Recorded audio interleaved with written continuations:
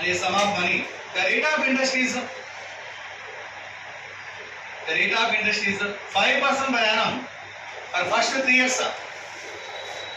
5% per annum for first 3 years. బారువడ్డీ ప్రకారం కొంత అసలు సంవత్సరానికి 5% వడ్డీ రేటు చొప్పున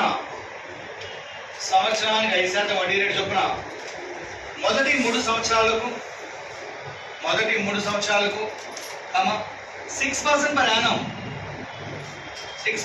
annum for next 4 years. 6% per annum for next 4 years. తర్వాత 4 సంవత్సరాలకు సంవత్సరానికి 6% వడ్డీ రేటు చొప్పున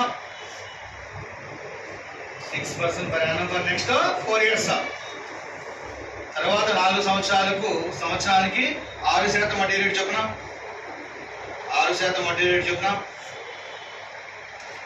and 8% per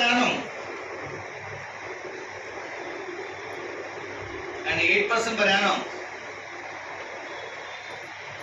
for the next years beyond 7 years.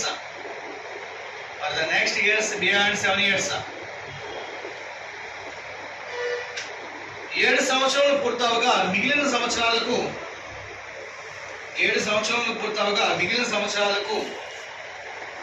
సంవత్సరానికి 8% వడ్డీ రేటు చొప్పున 7 సంవత్సరాలు పూర్తవగా మిగిలిన సంవత్సరాలకు సంవత్సరానికి 8% వడ్డీ రేటు చొప్పున అప్పుగా ఇచ్చినట్లయితే బారువడ్డీ ప్రకారం అప్పుగా ఇచ్చినట్లయితే if the interest occurred for 12 years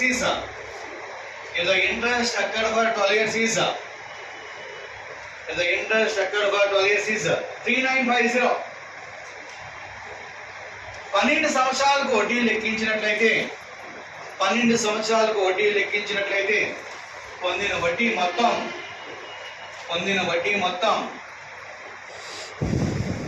3,950 రూపాయలు అయినట్లయితే 12 years is 3950. 3,950 రూపాయలు అయినట్లయితే find the sum అసలు కనుగొనము. ట్రై చేస్తారా? Do first without formula, preferable without formula.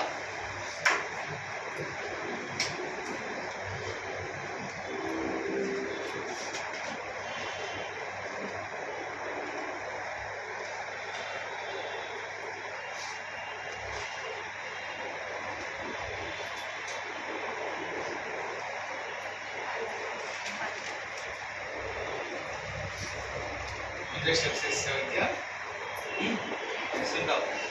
1 2 అన్న లేదా 3 తర్వాత స్టార్ట్ చేసావు. నిజమేనా? Very good.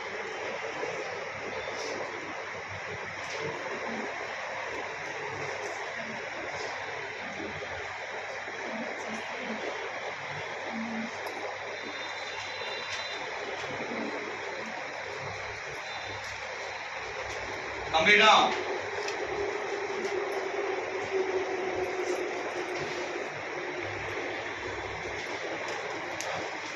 Right, stop ready.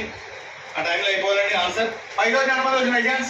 5,000, almost more than 12 members. Look at the board. 5,000 sorry. First 3 years ఎంత పర్సెంట్ చెప్పాడమ్మా?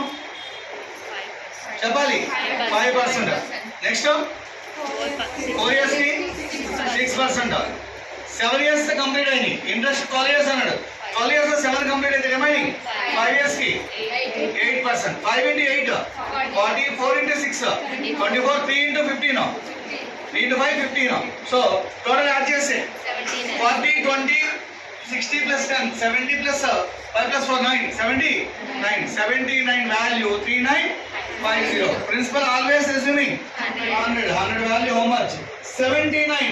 మీకు వచ్చినా రాకపోయినా 79 తోనే కట్ చేయాలి. Because 79 is the prime number. 79 is the prime number. ఖచ్చితంగా 79 కట్ చేయాలి. 79 9 ఉంది, లాస్ట్ డిజిట్ 5 ఉంది. 9 5 ఎప్పుడు అవుతుంది? 5 టైమ్స్ అయితే అవుతుంది. 79 5 టైమ్స్ అయితే 395 ఎక్స్ట్రా 0. 100 5 టైమ్స్ అయితే 500 extra 0. So answer is 5,000. So principal is 5,000 rupees అండి.